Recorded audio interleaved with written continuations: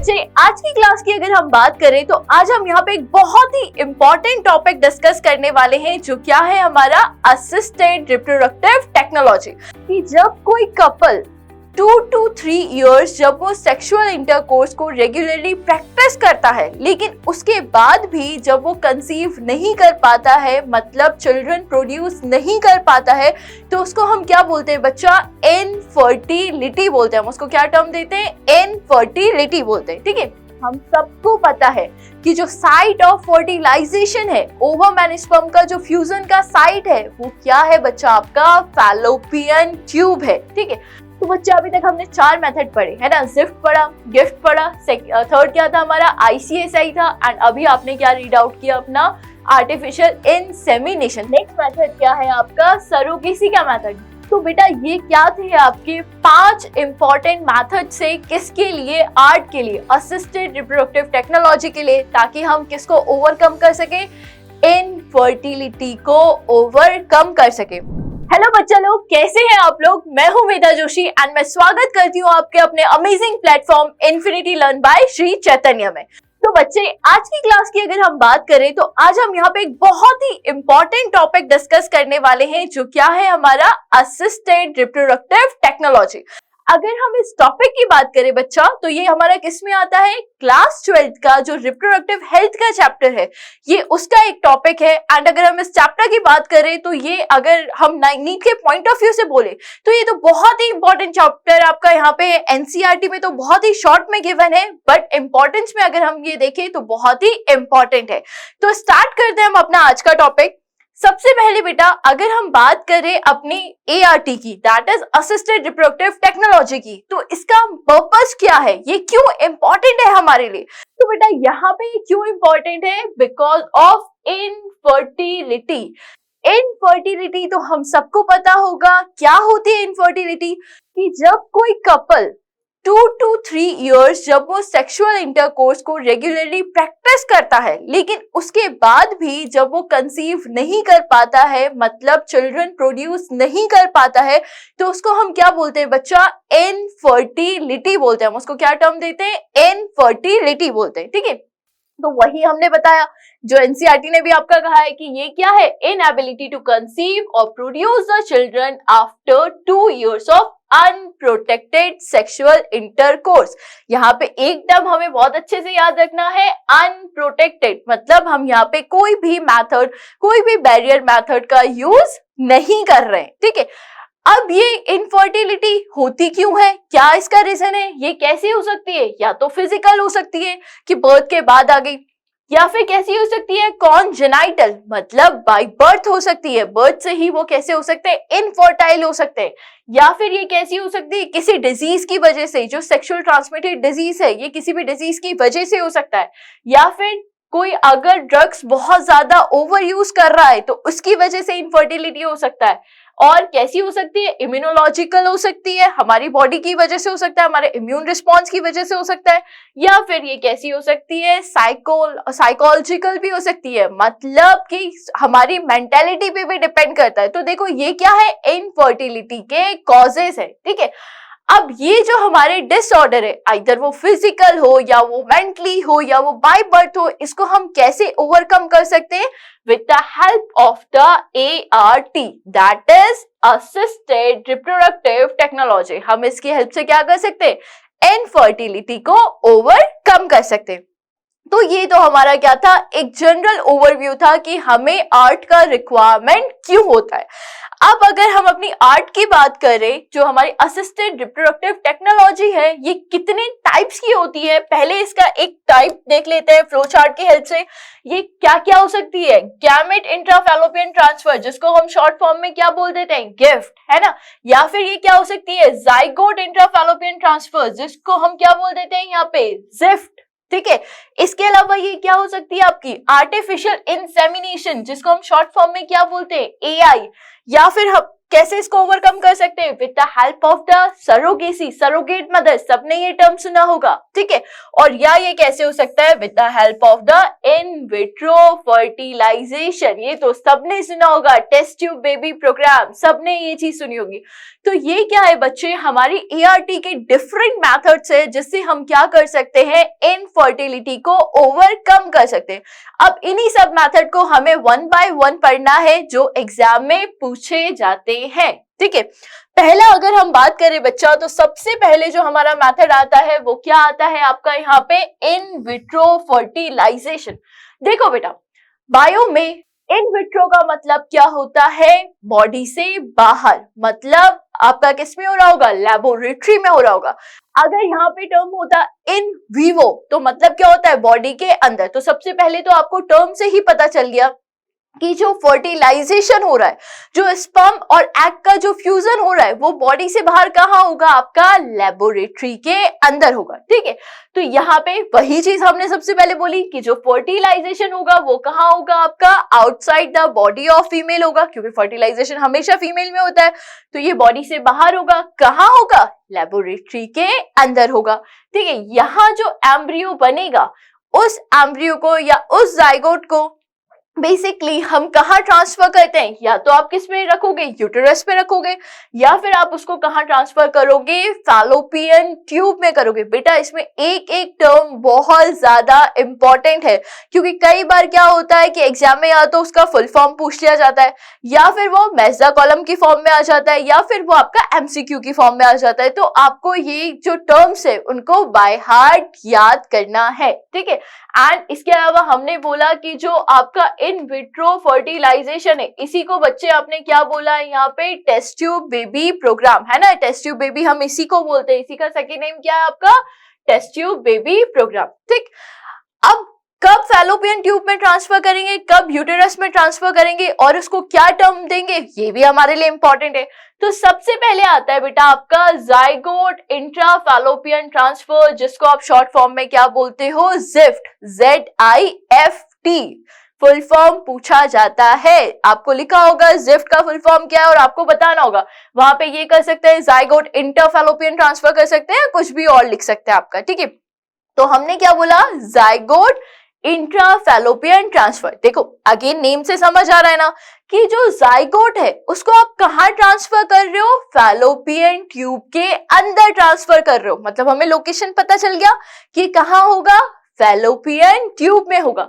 तो बच्चे यहाँ पे जो हमारा जाइगोट है या फिर जो आपका अर्ली एम्ब्रियो है, कब तक? अप टू 8 ब्लास्टोमियर, इसको हम किस में ट्रांसफर करते हैं? फैलोपियन ट्यूब के अंदर ट्रांसफर करते हैं। यहाँ पे ये पॉइंट हमारे लिए बहुत ज्यादा इंपॉर्टेंट है, क्योंकि नंबर ऑफ ब्लास्टोमियर पूछा जाता है एग्जाम में हमसे। तो जिफ्ट में क्या होगा बेटा? 8 ब्लास्टोमियर तक का जो हमारा अर्ली एम्ब्रियो है या जो हमारा जाइगोट है, आप उसको किस में ट्रांसफर करोगे? फैलोपियन ट्यूब में करोगे। ये तो पहला मेथड हमारा हो गया। सेकेंड अगर मैं बात करूं तो सेकेंड क्या आएगा? Intra uterine transfer. देखो नेम से पता चल रहा है कि जो ट्रांसफर है वो कहाँ हो रहा है? यूटेरस के अंदर हो रहा है, इसीलिए आपने क्या बोला? IUT या फिर इंट्रा यूटेराइन ट्रांसफर, ठीक है।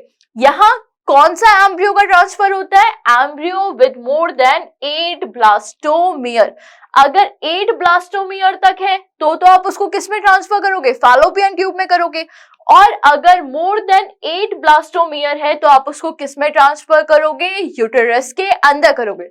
ये जो दोनों टेक्निक है ये बेसिकली किस में आती है बच्चे? आपके जो हमारा टेस्ट ट्यूब बेबी प्रोग्राम है या जो इन विट्रो फर्टिलाइजेशन है, ये उसका ही पार्ट है, ठीक। यही चीज हमें डायग्राम में भी एक्सप्लेन किया है कि बेसिकली यहाँ पे क्या होगा? ये प्रोसेस का हो रहा है आपका? इन विट्रो हो रहा है, लैबोरेटरी में हो रहा है। तो हम यहाँ क्या करेंगे? सबसे पहले तो ओवेरी में क्या बनाएंगे? एग बनवाएंगे, ठीक है। इसके बाद एग को यहाँ से क्या कर लेंगे? पिकअप करेंगे। कहाँ लेके जाना है हमें? आपका लैबोरेटरी में लेके जाना है। इसके बाद आप क्या करोगे? स्पर्म का भी प्रिपरेशन करवाओगे, क्योंकि फर्टिलाइजेशन कब होगा, जब एग और स्पर्म दोनों प्रेजेंट होंगे। देन उसके बाद हमने क्या कर पाया, एग को फर्टिलाइज कराया। देन उसके बाद आपने एम्ब्रियो का डेवलपमेंट किया 8 ब्लास्टोमियर या मोर देन 8 ब्लास्टोमियर तक, एंड देन उसको आपने किस में ट्रांसफर कर दिया, आइदर आपने उसको कहाँ ट्रांसफर किया, फैलोपियन ट्यूब में, या फिर आपने कहाँ ट्रांसफर किया उसको, अपना यूटेरस के अंदर। तो ये सबसे पहला आपका आर्ट था, सबसे पहला मेथड था, जो क्या है हमारा इन विट्रो फर्टिलाइजेशन, जिसको कॉमनली हम क्या बोलते हैं, टेस्ट ट्यूब बेबी प्रोग्राम। तो ये तो हमारा सबका क्लियर होगा, यहाँ तक सबको समझ आ गया होगा इतना, ठीक है। देन हम अपने सेकंड मेथड की बात करते हैं बेटा। सेकंड मेथड क्या है आपका यहाँ पे, गैमेट इंट्राफैलोपियन ट्रांसफर। अगेन नेम से हमें समझ आ रहा होगा कि हम किसका ट्रांसफर कर रहे हैं, गैमेट का। हमने क्या टर्म बोला है बच्चे यहाँ पे, गैमेट, है ना। और कहाँ ट्रांसफर कर रहे हो, फैलोपियन ट्यूब में कर रहे हो। क्यों फैलोपियन ट्यूब में ट्रांसफर कर रहे हो बेटा, क्योंकि हम सबको पता है कि जो साइट ऑफ फर्टिलाइजेशन है, ओवम एंड स्पर्म का जो फ्यूजन का साइट है, वो क्या है बच्चा, आपका फैलोपियन ट्यूब है, ठीक है। तो यहाँ पे क्या किया हमने, ओवम को डोनर से लिया एंड उसको कहाँ ट्रांसफर किया, फैलोपियन ट्यूब में किया ऑफ अनदर फीमेल, जो क्या नहीं प्रोड्यूस कर सकती, ओवम। हम ये चीज कब यूज करेंगे, ये मेथड कब यूज करेंगे, जब जो फीमेल कपल है, जो फीमेल है, वो क्या नहीं कर सके, ओवम का प्रोडक्शन नहीं कर सके। वो कंसीव करने के लिए तो एनवायरनमेंट प्रोवाइड कर सकती है, लेकिन वो एग का प्रोडक्शन नहीं कर सकती। तब हम क्या लेंगे बेटा, यहाँ पे गैमेट इंट्राफैलोपियन ट्रांसफर लेंगे। दैट मीन्स यहाँ पे जो हमारा फर्टिलाइजेशन हो रहा होगा, वो किसके अंदर होगा, बॉडी के अंदर होगा। जिफ्ट में क्या था, जो हमारा फर्टिलाइजेशन था वो बॉडी के बाहर था, लेकिन अगर मैं गिफ्ट की बात करूं तो यहाँ जो फर्टिलाइजेशन है ये किस में होगा, बॉडी के अंदर होगा। तो हमने यहाँ पे क्या लिया बेटा, आपका गैमेट लिया, और गैमेट को आपने किस में ट्रांसफर कर दिया, फैलोपियन ट्यूब में कर दिया, ताकि वो क्या कर सके, फर्टिलाइजेशन करके क्या बना सके, चाइल्ड या बेबी का प्रोडक्शन कर सके। तो इतना हमें क्लियर होगा सेकेंड मेथड भी, ये हमारा सेकेंड मेथड था आर्ट का। नाउ अब हम नेक्स्ट मेथड की बात करते हैं। नेक्स्ट मेथड क्या है बच्चा हमारा, intracytoplasmic sperm injection. Next method क्या है हमारा, ICSI, या फिर इसका फुल फॉर्म क्या है, इंट्रासाइटोप्लाज्मिक स्पर्म इंजेक्शन। देखो ये भी हमें नेम से सीधे समझ आ रहा होगा कि आप क्या कर रहे हो, स्पर्म को इंजेक्ट कर रहे हो किस में, साइटोप्लाज्म में। अब हमें फर्टिलाइजेशन करना है, चिल्ड्रन प्रोड्यूस करना है, तो उसके लिए स्पर्म को किस में इंजेक्ट करना होगा, ओवम में इंजेक्ट करना होगा। तो हम यहाँ क्या करते हैं बच्चा, सीधे कि जो लेबोरेटरी है, लेबोरेटरी में आप क्या करते हो, स्पर्म को डायरेक्टली इंजेक्ट कर देते हो किसमें, into the cytoplasm of ovum. कि आपने क्या लिया, स्पर्म लिया एंड उसको डायरेक्टली किसमें डाल दिया, अपना ओवम के अंदर लेबोरेटरी में डाल दिया, ताकि वो क्या कर सके, अपना फर्टिलाइजेशन कर सके। तो वही चीज हमने की कि आपका एग का ये साइटोप्लाज्म था और आपने इसमें डायरेक्टली क्या डाल दिया, यहाँ पे स्पर्म डाल दिया। तो हमें यहाँ पे इसका फुल फॉर्म भी याद रखना है एंड इसमें क्या करते हैं वो चीज भी हमको यहाँ पे याद रखनी है, ठीक है। नाउ नेक्स्ट मेथड की बात करते हैं बच्चे। नेक्स्ट मेथड क्या है हमारा, आर्टिफिशियल इंसेमिनेशन। इंसेमिनेशन तो हम सबको याद होगा, कब पढ़ा था आपने, ह्यूमन रिप्रोडक्शन चैप्टर में पढ़ा था।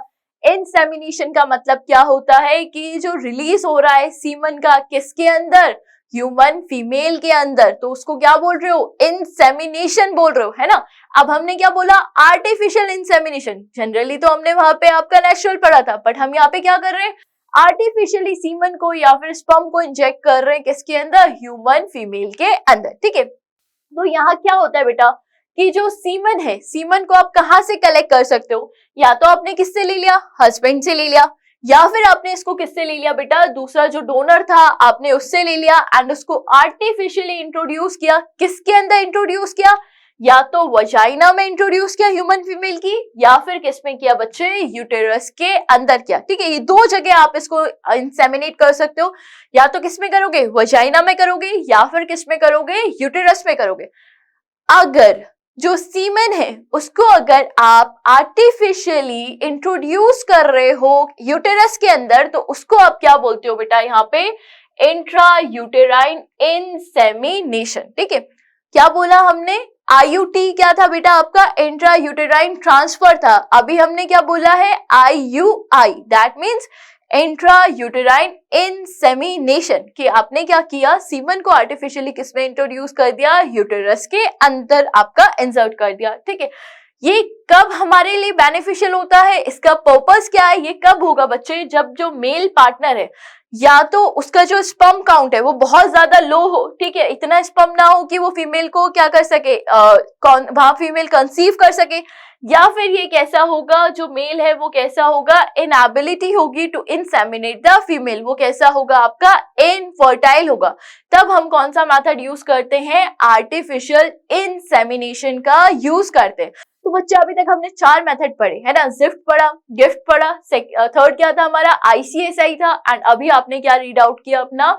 Artificial insemination. देखो बहुत छोटे छोटे से टॉपिक है, अगर मैं इन सारे टॉपिक्स की बात करूं तो बहुत छोटे छोटे से, देखो साथ में पढ़ते पढ़ते आपको याद हो गए होंगे कि कौन सी टेक्निक है आपकी, है ना, लेकिन इससे फिर आपके पास एग्जाम में क्वेश्चन आता है और वहां पे आप क्या हो जाते हो? कंफ्यूज हो जाते हो, कभी तो ब्लास्टोमेयर के नंबर में, या फिर आप टर्म्स में ही कंफ्यूज हो जाते हो कि ICSI कब करोगे या फिर AI कब करोगे। तो अभी हमें क्लियर होगा दोनों टेक्निक आप कब कर रहे हो, है ना। यहाँ पे बच्चा हमने क्या किया? आपने क्या लिया? या तो क्या लिया? Conjugal AI। कॉन्जुगल AI का मतलब क्या है? कि मेल पार्टनर लिया, उससे सीधे सीधे सीमन को लिया, या फिर आपने यहाँ पे क्या लिया? डोनर AI, कि जब मेल में बिल्कुल भी स्पर्म नहीं है, उसके सीमन में बिल्कुल भी स्पर्म नहीं है, तो आप उसको किससे लोगे? किसी डोनर से लोगे, एंड देन उसको कहाँ इंसर्ट करोगे? या तो यूटेरस में करोगे या फिर आप किस में करोगे? उसको वजाइना में करोगे। ठीक है, तो ये आपका फोर्थ मेथड था, that is the artificial insemination. ठीक है, इतना क्लियर होगा हमको। देन नेक्स्ट मेथड की बात करते हैं बच्चा। नेक्स्ट मेथड क्या है आपका? सरोगेसी का मेथड। ये मेथड तो सबको पता होगा, सबने अपने आसपास ये चीज सुनी होगी, टीवी में, मूवी में, या फिर अपने आसपास भी ये टर्म आपने सुना होगा। ठीक है, सरोगेसी में क्या होता है बच्चे? कि हम कोई वुमेन लेते हैं जिसको आपने क्या टर्म दिया है? Surrogate mother.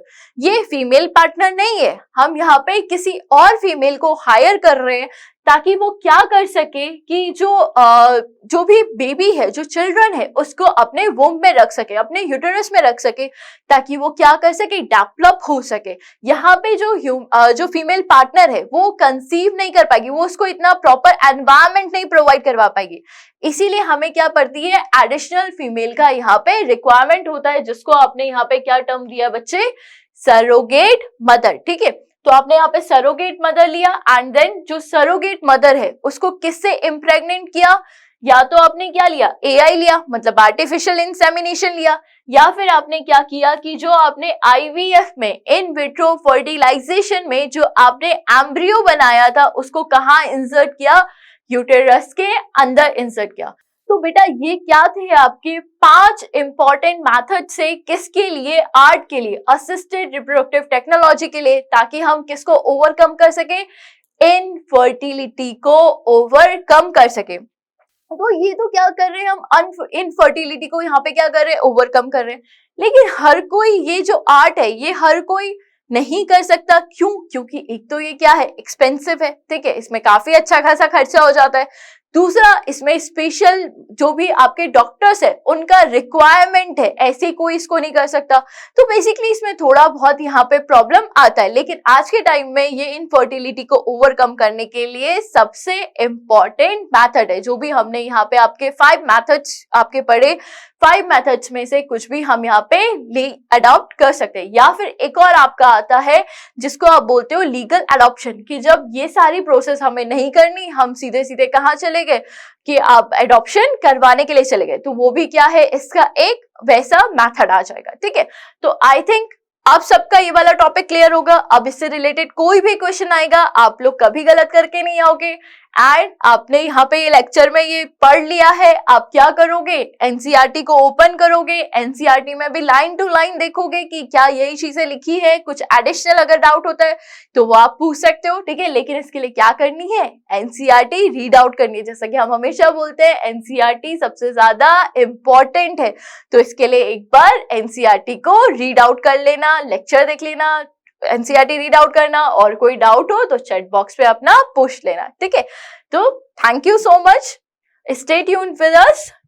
and subscribe our channel. Thank you so much.